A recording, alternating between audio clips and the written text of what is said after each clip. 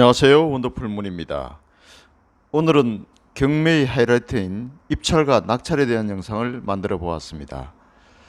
지난 시간까지 강의도 오늘 강의할 내용인 입찰을 하기 위한 사전 준비 사항이었고요. 드디어 경매 입찰을 어떻게 하는지 보여드리겠습니다. 경매 입찰과 낙찰. 먼저 경매 입찰 전에 확인 사항이 있습니다. 앞전 시간에 제가 강의한 내용이죠. 먼저 입지 분석과 물건 분석을 해야 합니다. 그리고 두 번째로 매물과 시세 파악을 해야 되겠죠. 이 매물에 대해서 현재 시세가 어떻게 되고 있는지. 다음 세 번째, 꼭 필요한 임장 활동, 현장 확인을 해야 됩니다. 그리고 네 번째, 권리 분석. 지난 시간에 강의를 했던 권리 분석 내용을 확인을 해야 합니다.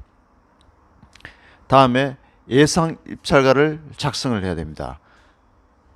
물론 법원에 가서 예상 입찰가를 바로 작성할 수도 있지만 실수를 할 수 있기 때문에 하루 전에 예상 입찰가를 적는 게 좋습니다.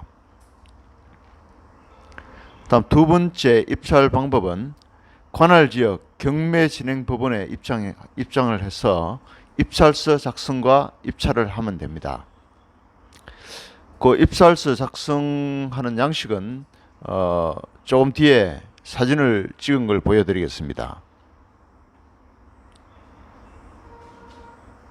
자, 세 번째, 그럼 입찰 준비물은 무엇을 가져가야 되는지 알려드리겠습니다. 입찰인이 직접 준비하는 경우는 준비물로 신분증을 가져야 됩니다. 신분증은 주민등록증 또는 운전면허증을 가져가시면 됩니다. 그리고 도장을 가져가시고 입찰 보증금을 가져가셔야 됩니다. 도장은 일반 막도장을 가져가시면 됩니다. 입찰 보증금은 최저 매각 가격의 약 10%를 가져가시면 되고 어떤 경우는 재매각이 되는 경우가 있습니다. 낙찰이 됐는데 잔금을 납부하지 못한 경우 이럴 때는 재매각이 됩니다. 그럴 때는 최저 매각 가격의 20%를 적어야 합니다. 그런 경우는 보면 물건 명시표의 아래 하단에 상세하게 적어 놨습니다. 이번에 입찰 보증 금액은 최저 매각 가격의 10%다. 일반적으로 10% 같은 경우는 그렇게 기재를 안 하고 재매각 같은 경우는 최저 매각 가격이 20%가 입찰 보증금이다. 이렇게 적혀 있습니다. 그걸 꼭 확인하시고 입찰 보증금을 적으셔야 합니다. 입찰 보증금은 1원이라도 부족하면 폐찰이 됩니다. 그러니까 항상 이 주의해서 입찰 보증금을 적으셔야 합니다. 그리고 이제 본인이 직접 하지 않고 대리인이 할 경우에는 준비물이 추가가 됩니다.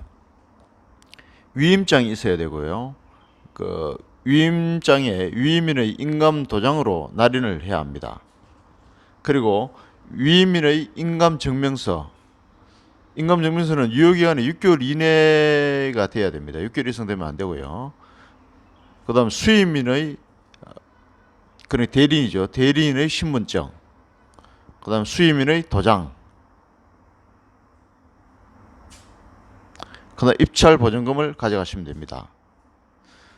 이 입찰 보증금은 주 거래은행에 가서 수표로 끊으시면 됩니다. 한 장으로 끊으셔가지고 그 최저 매각 가격의 약 10% 금액, 재매각 같은 20% 금액을 끊어서 가져가시면 됩니다.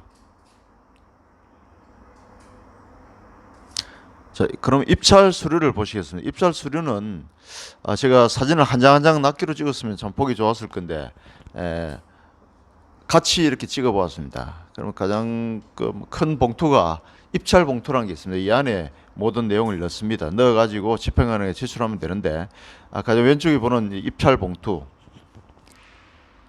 이 입찰 봉투에 기입하는 난이 있습니다. 난이 있는데 여기에 입찰자 이름을 적어야 되고 공동인 같은 경우는 꼭 또 공동인 명의를 적으면 됩니다. 입찰자 누구 왜 몇 명 이런 식으로 누구의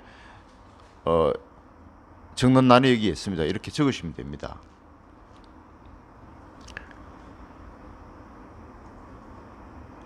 그 다음에 옆에 내용을 보면 이거는 입찰 봉투 제가 뒷면을 찍은 내용입니다. 뒷면을 찍은 내용인데 뒷면에는 위에 보시면 이제 사건 번호를 적는 내용이 나옵니다. 이걸 잘 적으셔야 되겠죠. 오늘 입찰할 내용을 정확하게 적어야 됩니다. 사건 번호 20 몇 번에 타경 몇 번 이런 식으로 적죠. 적고 그다음에 그 밑에는 물건 번호를 적는欄이 있습니다. 물건 번호는 같은 사건 번호에도 물건이 몇 가지가 있을 수 있습니다. 그러니까 물건 번호 기입을 정확히 적으셔야 됩니다. 같은 사건 번호에 1번 물건, 2번 물건, 3번 물건 이렇게 여러 가지 종류가 나온 게 있을 수 있습니다. 그런 경우는 꼭 물건 번호를 1번인지 2번인지 이렇게 정확하게 적으셔야 됩니다. 물론 물건 번호가 한 가지가 있는 경우는 번호를 안 적으셔도 되는데 일반적으로 뭐 그거는 1번으로 되어 있겠죠. 1번을 적으시면 됩니다. 그 기재를 조심하시고 중간에 날인하는 부위가 있는데 그 도장을 가져가신 거로 날인을 하시면 됩니다. 뭐 앞면도 마찬가지고 접는 부위도 마찬가지고 날인하는 곳이 다 있습니다. 거기 도장을 찍고 그래 하시면 되고 입찰 봉투 안에 넣을 항목이 옆에 보시면 길 입찰표라는 양식이 있습니다. 세 번째 보이는 양식이죠. 여기에 이제 입찰 금액을 적습니다. 여기를 적는데 밑에 크게 진하게 이제 되어 있는 부분이 입찰 가격 적는 부위하고 보전 금액 적는 부위가 있는데 이 부위를 정확하게 적어야 됩니다. 이건 수정할 수 없습니다. 수정하려 그러면 길 입찰표 이걸 한 장을 더 받아서 새롭게 작성을 해야 됩니다. 여기서 뭐 수정한다가 이렇게 되면 폐찰이 됩니다. 그럼 이걸 조심하셔야 되고 위에 항목은 사건 번호를 적는欄이 있고 물건 번호를 적는欄이 있고 긴欄이 있으면 하나하나 항목별로 이렇게 적으시면 됩니다. 최고 위에는 사건 번호, 옆에는 물건 번호가 있고 그 다음에 입찰자에 대한 내용이 나옵니다. 입찰자의 내용이 나오는데 여기에는 본인과 뭐 대리인 적는 그런欄이 있습니다. 그런 내용을 쭉 적어주시면 됩니다. 그 가장 중요한 것은 초기에 서두에서 제가 말씀을 드렸습니다만도 입찰 가격은 수정할 수 없습니다. 수정할 때는 꼭 세용지를 사용하시면 됩니다. 그걸 주의하시고요. 그 다음에 네 번째 양식은 위임장 양식입니다. 잘 뭐 보이지를 않는데 위임에 대한 그런 내용이 적혀 있습니다. 그거 보시면 그 양식대로 작성을 해서 가져가면 됩니다. 그 다음에 이 다섯 번째 아래 하단에 있는 그 양식은 공동 입찰 신고서라는 양식입니다. 그 개인 단독으로 가는 게 공동으로, 예를 들면 부부가 같이 입찰을 하는 경우에 두 명이 공동으로 하는 거죠. 그래서 지분을 2분의 1, 뭐 1대1로 2분의 1, 2분의 1 해가지고 지분을 할 수도 있고 3분의 2, 3분의 1로 할 수도 있고 그거는 뭐 당사자끼리 합의를 해서 공동 입찰을 하면 됩니다. 그 요 내용을 여기 이 내용을 적어주시면 되고 그 다음에 보이는 게 여섯 번째 요 봉투가 있죠. 요 봉투가 바로 매수 신청 보증 봉투라는 것입니다. 그 보증금을 넣는 봉투죠. 거기도 보면 사건 번호란이 있고 물건 번호란이 있고 채출자 본인의 이름을 적는 란이 있습니다. 이 내용을 적으시고 그 다음에 보증금을 봉투 안에 넣고 날인하는 쪽이 있습니다. 날인하는 쪽에 도장을 찍고 대봉투 저 입찰 봉투 첫 번째 양식이죠. 이것에 넣으시면 됩니다. 넣어가지고 집행관에 제출하면 됩니다. 일곱 번째 요 사진은 조금 전에 매수 신청 보증 봉투의 뒷면을 찍어놓은 겁니다. 거기도 이제 주의사항이 나와 있죠. 매수 신청 보증서를 넣고 풀로 봉한 후 날인의 표시가 있는 부분에 꼭 날인하시기 바랍니다. 이렇게 적혀 있습니다. 그 다음에 두 번째 보면 밑에 란에 입찰표와 함께 입찰 봉투에 넣으십시오. 이렇게 적혀 있습니다. 이렇게 보증금을 넣고 입찰 봉투에 넣으시면 됩니다. 자, 이렇게 이까지 준비를 다 하시면 다음에 이제 입찰을 하고 낙찰, 폐찰에 대한 그 절차입니다. 다섯 번째, 입찰 절차. 그럼 첫 번째, 법원에 입찰 법정에 가야 되겠죠. 그래야지 입찰을 할 수 있으니까요. 입찰 법정에 가셔가지고 가장 먼저 해야 할 것이 입찰 법정 입구에 보면 뭐 우측이나 양쪽의 문 입구에 보면 입찰 법정 입찰 게시판이 있습니다. 거기에 꼭 확인을 하셔야 됩니다. 그럼 오늘 입찰하는 물건이 연기가 될 수도 있고 취하가 될 수가 있습니다. 그 경미를 신청하신 분이 어떤 사유로 인해 가지고 연기를 할 수도 있고 취하를 또 시킬 수가 있습니다. 이런 경우에 뭐 입찰을 해봐야 소용이 없겠죠. 이미 이거는 뭐 연기가 됐거나 취하가 됐기 때문에 기일 입찰할 때 다음에 입찰을 해야 되기 때문에 오늘은 아무 의미가 없는 거죠. 그렇기 때문에 입찰 법정에 들어가시기에 앞서 가지고 문 옆에 있는 게시판을 먼저 확인을 하셔야 됩니다. 확인을 하셔가지고 오늘 경매가 이 법정에서 이루어지는지 안 이루어지는지 그것부터 먼저 확인하셔야 되죠. 오늘 내가 입찰을 하려고 하는 물건이 실제 열리는지 안 열리는지 그걸 확인하셔야 됩니다. 다음으로 그러면 이제 그걸 확인하시고 입찰장 안으로 이제 들어갑니다. 법원 안에 입찰장 안으로 들어가시면 앞쪽에 입찰표와 보증금 봉투, 입찰 봉투를 주는 곳이 있습니다. 그 뭐 일일이 집행관이 나눠주는 경우도 있고 테이블 위에 있으면 본인이 직접 가져올 수도 있습니다. 그걸 먼저 수령을 해야 됩니다. 수령을 하시고 우리가 권리 분석에서 가장 중요한 내용을 여기서 재확인을 해야 됩니다.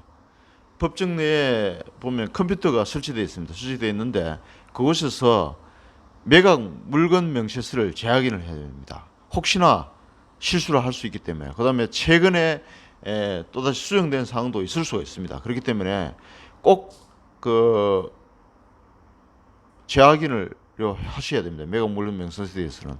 물론 뭐 법정에 가가지고 정신이 없기 때문에 거기서 확인하시는 분도 있고 보통은 출발하기 전에 아침에 이걸 확인하고 오셔야 됩니다. 보통 그 법정에 열리는 시간이 오전 한 10시에서 10시 반 사이에 열립니다. 열리기 때문에 출발하기 전에 아침 일찍 오늘 내가 입찰할 물건을 다시 한번 더 확인을 하고 오시는 게 가장 좋습니다. 뭐 시간이 안 돼 그걸 못 하시는 분은 법정에 오셔가지고 컴퓨터를 열고 매각 물건 명세서를 재확인하시면 됩니다. 네, 이걸 꼭 확인하시고 입찰을 하시면 될 것 같습니다. 그럼 그 밑에 이제 보시면 이제 입찰표를 작성을 하셔야 됩니다. 입찰표를 작성하는데 우리가 뭐 투표하는 우리 일반 그 선거할 때 투표하는 곳과 비슷하게 그 입찰표를 작성하는 곳이 있습니다. 남들이 보지 않게 하는 곳에 들어가셔서 입찰표를 작성하시면 됩니다. 작성하시고 입찰 보증금을 보증금 봉투에 넣으시고 그 입찰 봉투에 다 수를 넣고 그 신분증을 가지고 집행관 앞으로 가서 집행관에게 제출하면 됩니다. 뭐 일반 법원에서는 판사가 진행을 하지만 여기서는 집행관이 그 판사 역할을 합니다. 경매에 모든 그 책임을 지고 그 컨트롤 하신다고 보시면 됩니다. 이 집행관에게 제출하시면 됩니다. 그러면 집행관이 신분증과 이걸 확인하고 입찰자용 수취증을 줍니다. 그거는 이제 우리 큰 대봉투에 아까 양식 보면 첫 번째 봉투에 보면 그 절취선이 있습니다. 그거 잘라가지고 그걸 줍니다. 그러면 우리는 그걸 받고 입찰 봉투를 입찰함에 넣으면 됩니다. 넣으면 우리가 입찰을 활동은 다 끝났는 거고요. 이렇게 다 끝나면 입찰 마감 시간에 다 마감을 하고 개찰을 합니다.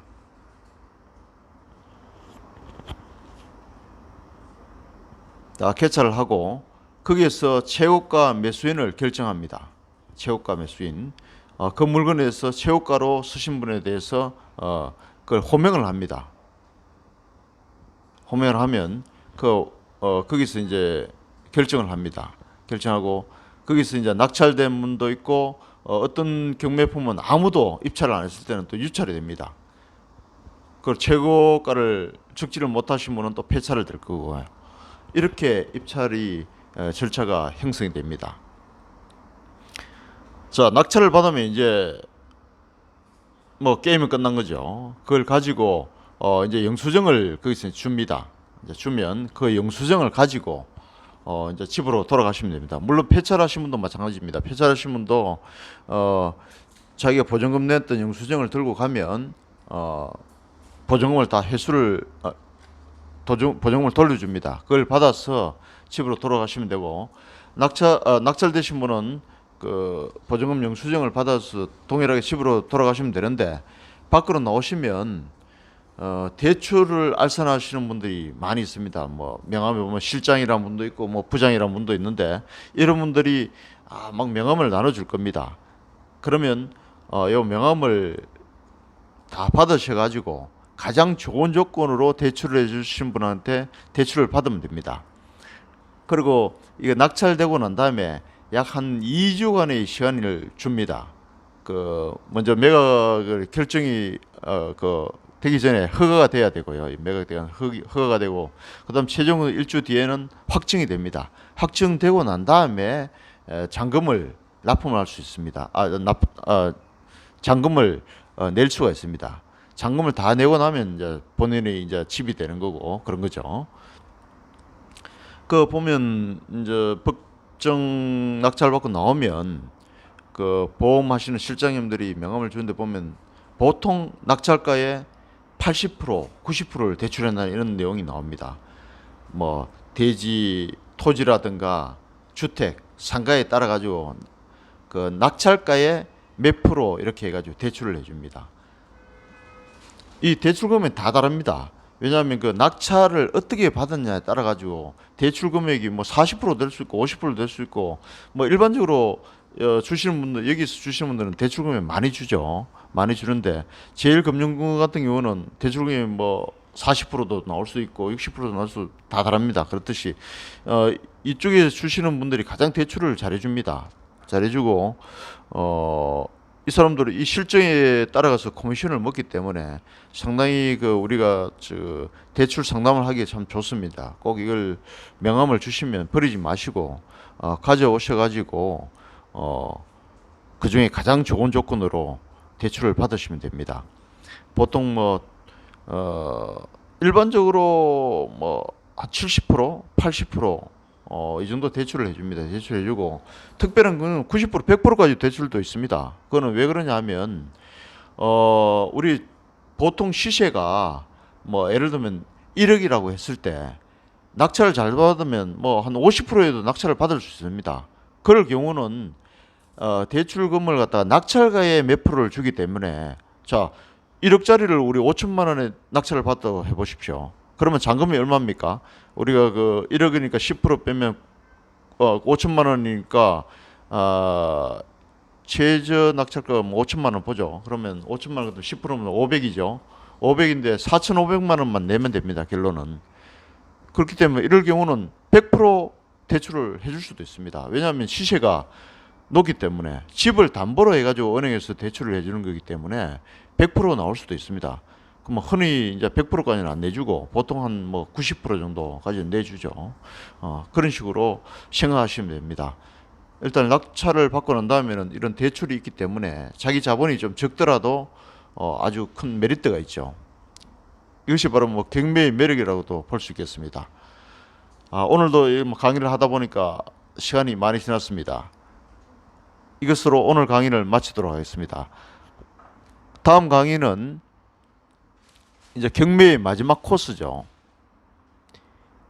인도 명령 신청 및 명도에 대해서 강의를 하도록 하겠습니다.